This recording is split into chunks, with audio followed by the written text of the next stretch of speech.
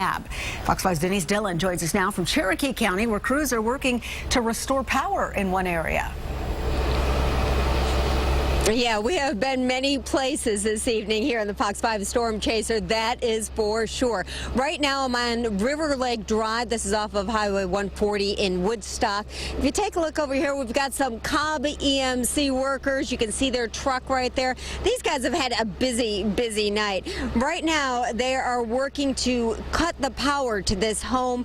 A tree fell on a wire. They managed to get that tree off the wire, but there is damage where it goes into the house, so it leaves this house in extreme danger. It could catch fire if they do not cut the power. They are waiting for a truck to come in right now to be able to cut that down. And just down the road, there are 2 poles down and a tree in the road. Like I said, these guys have been busy. At one point, there have been 2,000 customers, Cobb EMC customers without power. They've got that down to about 900 at this point.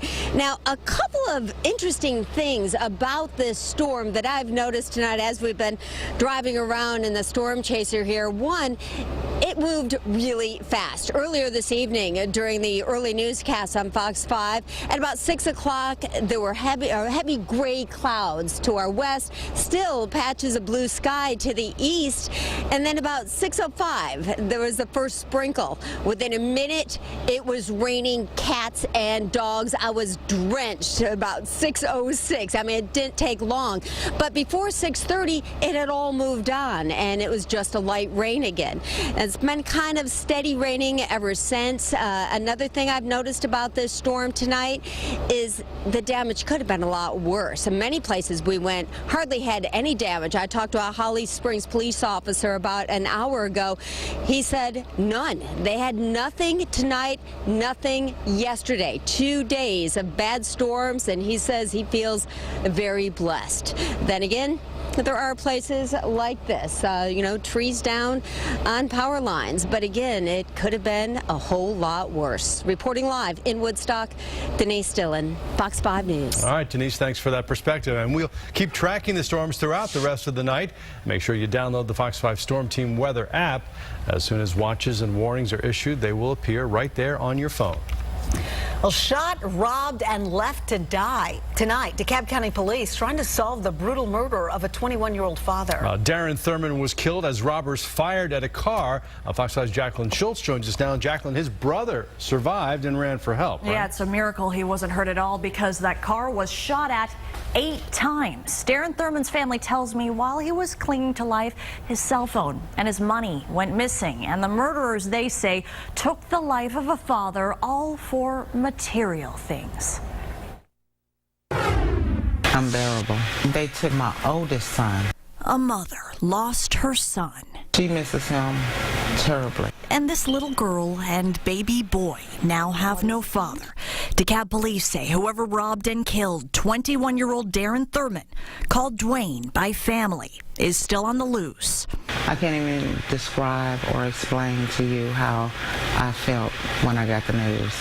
I really wanted to believe that it was a mistake. Around midnight on the 10th, police say Darren and his younger brother, Christopher, drove to the Austin Oaks apartment off Glenwood Road to meet up with people and were sitting in their car in the parking lot when investigators say someone started shooting at their car. Police say Christopher ran to call 911. Darren was shot multiple times and didn't survive. Officers found 8 bullet holes to the car. His family tells me Darren's money and cell phone were missing. His surviving brother, Mom says, is devastated by the ordeal. I cannot believe that we have people in this world that don't really care. Deidre tells me she can't believe people would rob, shoot, and kill, all for material things. She hopes the people in the area who know who is responsible will now do the right thing. Just have a heart, because this could have not only happened to my son, but it could have happened to somebody else's kid. And police and the family hope people in the area who know and saw what happened and who did it will come forward. Anyone with information can call Crime Stoppers and remain anonymous and receive a reward up to $2,000 for tips that lead to an arrest. Sine. All right, thanks so much, Jacqueline. Atlanta police looking for a group of people after a shooting in southwest Atlanta left one man dead and 6 others wounded. Police say the man who died was a grandfather in his 50s. Now, a group of men started shooting on Osborne Street Southwest on Thursday. Investigators say it was likely retaliation for a shooting on Birch Street the night before. People who knew the victim struggling to understand why his life came to such a violent end. His own home, sit on his own porch, just sitting there playing dominoes from what I was told, with a couple of his relatives, and the situation occurred and nobody had time to respond. Well, 5 other men and 1 woman were hit. Police say their injuries were not life-threatening. Well, the GBI is paying its part of the reward for the capture of the escaped inmates Ricky DuBose and Donnie Rowe. 2 Tennessee residents will each get half of the money that the GBI put up. That's $10,000 each. Ricky DuBose and Donnie Rowe, accused of killing 2 corrections officers in Putnam County last week. They were on the run for 3 days before surrendering in Middle Tennessee. We don't know whether those Tennessee residents will get the reward money put up by other law enforcement agencies, another $110,000 or so. The DA plans to seek the death penalty against DuBose and Rowe. A man is behind bars in DeKalb County tonight, accused of shooting at a woman more than a dozen times. Police say 19-year-old Robert William Brown was fighting with his ex-girlfriend in a Stone Mountain neighborhood Wednesday when he opened fire in her direction. When officials tried to serve a warrant the next day, they say Brown released 2 pit bulls, and one of those dogs attacked a deputy as well as his canine partner. The attacking dog was shot and killed during that struggle. Russ? Well, today, turning to politics now, President Trump is pushing Senate Republicans to pass their version of the health care reform bill. He says he'll do what he can to convince a handful of GOP holdouts to support the measure, but one in particular knows that his job may be on the line. A Republican senator up for re-election next year just threw a wrench into his party's plan to repeal and replace Obamacare. This bill that's currently in front of the United States Senate, not the answer. It's simply not the answer.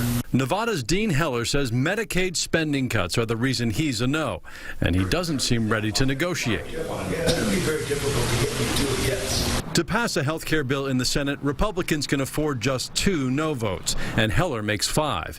But President Trump seems confident in his ability to flip 4 other conservative Republicans who are currently opposed: Cruz, Lee, Johnson, and Paul. There are also 4 good guys and they're 4 friends of mine, and I think that they'll probably get there. We'll have to see. The White House isn't just hoping for the best. They've got all hands on deck behind closed doors. The President, Secretary Tom Price, Seema Verma, the Center for Medicaid and Medicaid Services, and our Legislative Affairs team has been providing technical assistance and working with members and Senate leadership to talk about additional changes that might be necessary. Senate Majority Whip John Cornyn says he knows it's a tough sell. This is not a perfect bill, and I understand Senator Paul's concerns, and I share many of them, but we have to deal with the art of the possible here. That's because not a single Democrat plans to vote for the bill.